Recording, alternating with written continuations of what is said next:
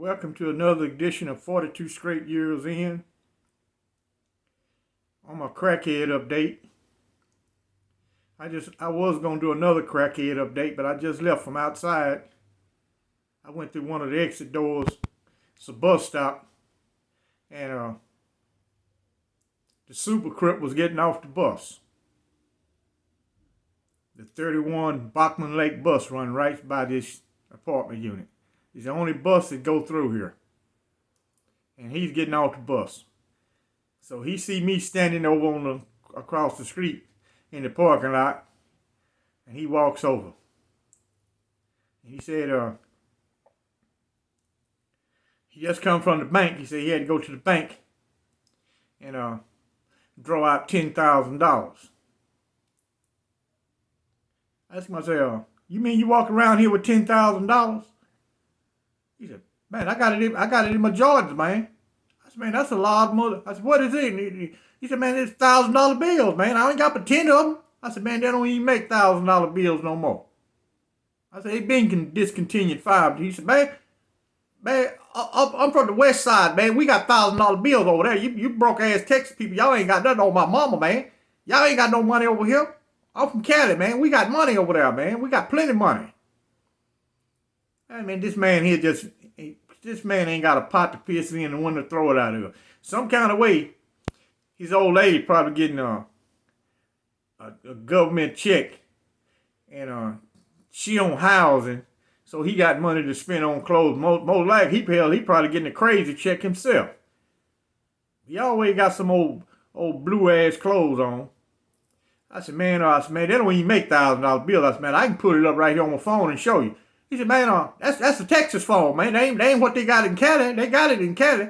Oh, my mama, man. They got a whole lot of dudes out there got $1,000 bills. I said, all right, man, I'll holler at you, man. I got to run to Walmart real fast. All right, Scoob.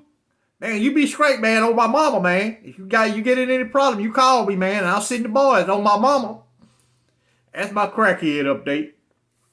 Y'all know what it is. I need my likes. You're doing good so far. Follow me over on Patreon. The link is in the description.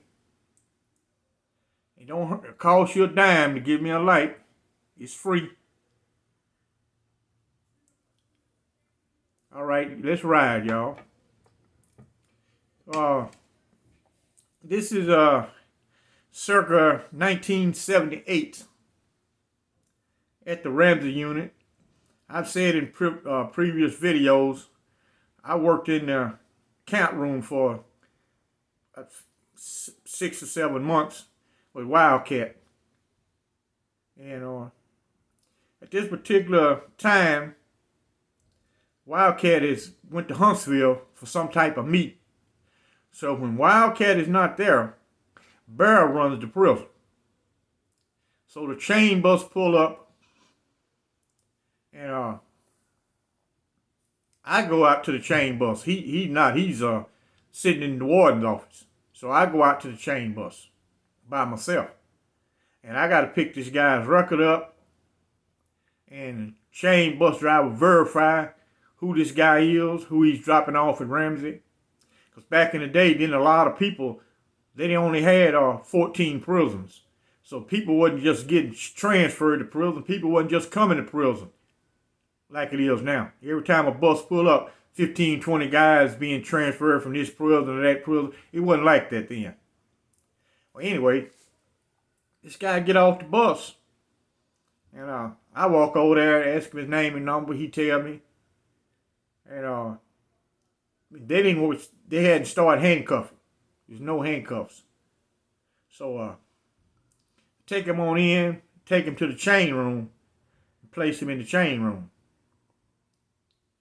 And I got to go back in the count room and log this guy into the system and what housing unit he's going to be assigned to. When he make it to his housing unit, the inmate guards who run that housing unit, they'll assign him to a cell. Then they'll come back down to the count room and tell me what cell he's in so I can put it up on the board so we can keep the count straight. Anyway, I always gonna look at a guy's record. This guy was from Tyler, Texas, and he had received an 85-year sentence from Smith County, Texas, for raping an 85-year-old woman. So the jury got creative. Say, okay, 85 years. And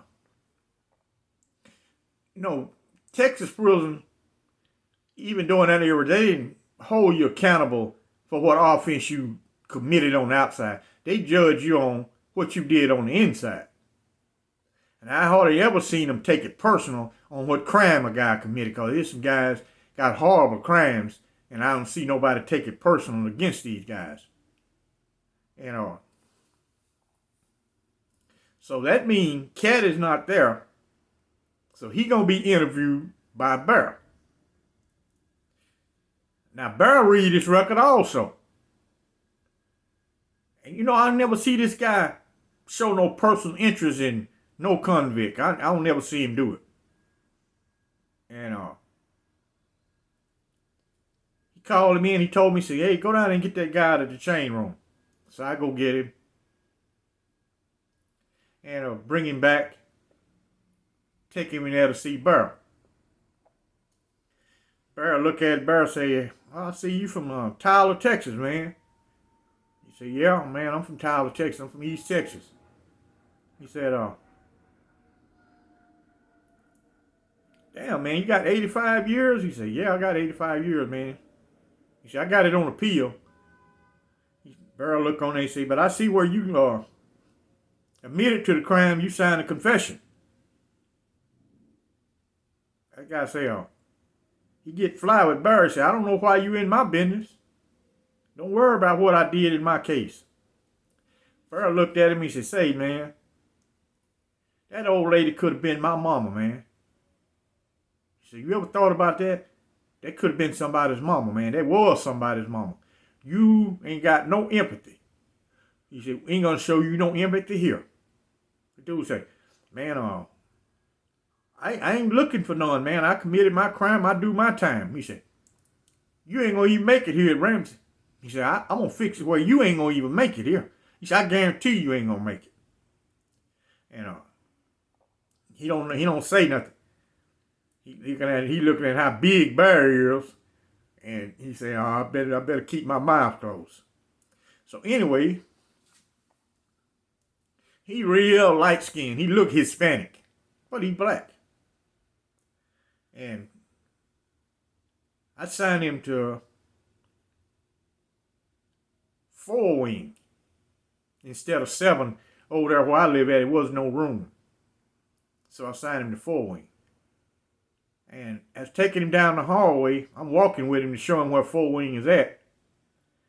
Turnkey's standing around out in the hallway. One turnkey told him, say, hey, man, you gonna be my wife for 6 o'clock news come on.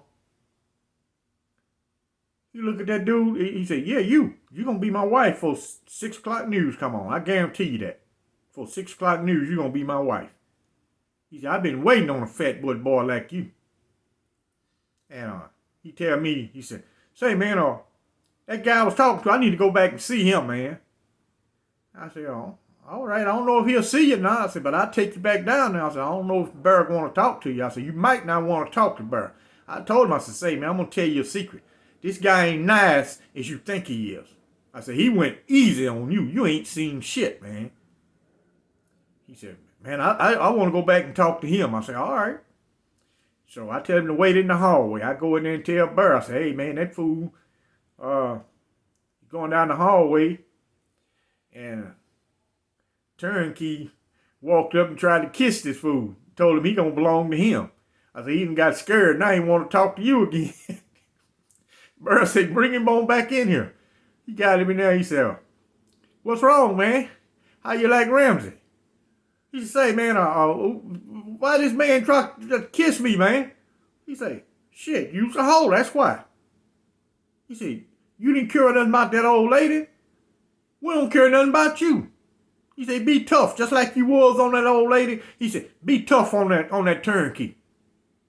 Matter of fact, he said, come on, let's go. Burr take him down there and said, show me which turnkey it was. He pointed him out. He said, this dude right here. He said, all right. I ain't gonna let none of these guys bother. He said, go over there and whoop his ass. He said, go ahead and whoop his ass. Since you said he kissed you on the jaw, you go over there and whoop his ass. He said, ain't nobody gonna bother you.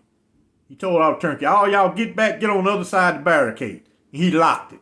He said, now, no, I'm not going to get in it. Just me and Burr and him standing there and the turnkey. He said, there he is. Get it. Shit. Turnkey put his leather gloves on and went to pounding his ass. He beat him down out in that hallway. This fool didn't attempt to fall, but he just fell on the floor and just crying like a girl. Burr told him, I told you, you ain't going to make it at Ramsey. He said, I guarantee you that. He said, you got a smart ass mouth, and you gonna suffer. He said, normally, I don't take nothing personal. He said, but I took it personal for you. The dude said, man, what I gotta do? He said, that dude already told you. He live on 4 Wing right there with you. He live on 4 Wing, and that's gonna be your husband. Now get your ass up and get on the 4 Wing. So I walk him on down there. I'm looking, I said, man, this guy, he came on a Friday, so he didn't have to go to work. Man, that Monday, I'm standing out there when the field workers turn out. I still got to go out to make sure the count is straight, how many people go outside of that back gate. So I go back to the count room and put it on the count board, how many people is out in the field. So that way we can keep the count straight. Anyway, man, this man don't never... They put him in 3-hole. On his way to the trailers, he just took out running. Now, he lucky on the spot. Old Lord is carry 1-hole. Old Lord is all the way at the front. He the one who lead the trailers to wherever they going to work. So, old Lord is out of the picture. He'd have shot him down like a dog. I mean, he would have killed this dude for running. He took out running over by the granary at Ramsey. So, one of the long riders ran him down on the horse. Ran all over him with the horse. Finally, they got him under control, and he brought him back in the building. Because he done attempted to escape. They're not going to let him go to the fields. So when he come back through the back gate, Red Rider tell him, take him to lockup, 2 Wing, and lock him up till he get in that afternoon. So the turnkeys started whooping his ass. They jumped him. All the way down the hallway. He's screaming and they beating and kicking and stomping him. At Ramsey, the inmate guards wasn't like Eastham where they used weapons. Ramsey, they didn't use weapons. All they used is feet and fists. No weapon. And they got him locked up. And they took his sheets and stuff up there to him. And back then they gave you these razors to shave with. The back of the razor was steel. Was stainless steel. You could take the razor apart and sharpen it and make you a nice shank. I mean, it sharpened up nice. So go get this food property and take it to him. He got one of the razors they give you when you first come into prison. Because back in the day, you had to stay clean shaven. I mean, it could be one hair on your face. You ain't going to have one hair on your face. Your hair was going to be cut neat. That's why a lot of guys, that's why I went and started wearing my head bald. I ain't even got to worry about a haircut. I keep mine bald. I've been doing that over 35 years, having a bald head. Well, anyway, he brought this guy his property. And he took that razor apart, sharpened and handled. I mean, these things sharpened real decent. And he stuck it in by his wrist and cut his arm all the way up to the elbow. Then he did the other arm the same way. Now, this guy wanted to die. He didn't call for nobody. He laid there on the floor in his cell. When they came back by to check on him, he done bled out. He didn't even make it at Ramsey a good 72 hours, and he already committed sideways.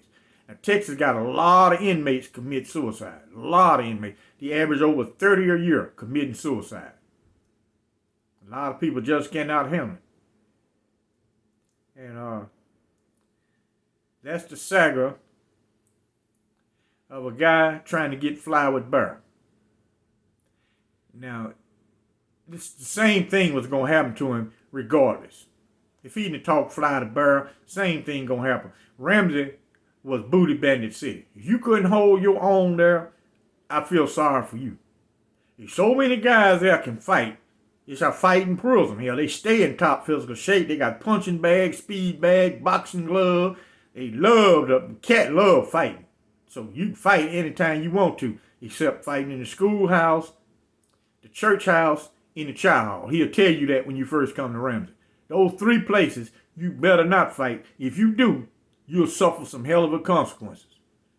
You can fight in the hallway. You can fight on your cell block. If you want to fight a guy off another cell block, all you got to do is tell one of the inmate guards, I want to fight this guy. They'll go get him, bring him to your cell block, or take you over to his cell block. And y'all can settle it. Gloves or fists. Either way you want to do it. And these guys in top physical shape, they love to fight. That's all they do is box all day and work out when they're not in the field. When they come in from the fields, they work out. There's some guys work out to 10 o'clock. Because back then, everybody had to go to their housing at 10 o'clock. They didn't even allow you to watch the 10 o'clock news. They turned the TVs off. Texas prison was a controlled prison. They didn't want you to know nothing going on the outside. Nothing. Your focus had to stay on the inside. They didn't allow you to watch 10 o'clock news. And something else people don't know about a Texas prison, the new wave inmates don't know about. You did not go to the day room until 7 o'clock at night. If you did not go to work during the day, say for instance you got a lay-in to get a wisdom tooth pulled, you had to stay in your cell if you had a lay-in. You could not come in the day room. Lay-in means stay in your cell restriction. Do not come out. Only for shower and chow. That's it. In Texas prison, you did not hang around in day rooms. Day room was at 7 o'clock at night was day room time. All the rest of the time, if you didn't go to work, so they'd punish you for not going to work, you wasn't going to enjoy living on the cell block. You're going to be locked in your cell. You might be locked. Ramsey, you control your own locking mechanism. You unlock your own door and close it. But you had to be in your cell. So inmate guard sitting right up on that cell block in a chair. And he know everybody what cell they live in. He got a roster right in his hand. And you was going to be in your cell. You wasn't going to be watching TV. The only way you watch TV is your cell is close to the TV. And you can stand at the door and look at the TV. Other than that, you wasn't going to watch TV until 7 o'clock at night. They called day room. When the federal judge stepped in and said the inmates was being locked up too much, the only outside of the cell activity the inmate in Texas received was when he went to the fields to go to work or working in one of the factories. So that federal judge, William Wayne Justice, changed that. So they had to change. They started running day room at 7 in the morning. It was day room time. But back in the day, it was 7 at night. And the TVs went off at 10. They did not allow you to watch the news. You might have listened at it on your radio, but you wasn't going to see it on the TV. They didn't allow that. All right, y'all like and subscribe. I need my likes. And I thank you for watching.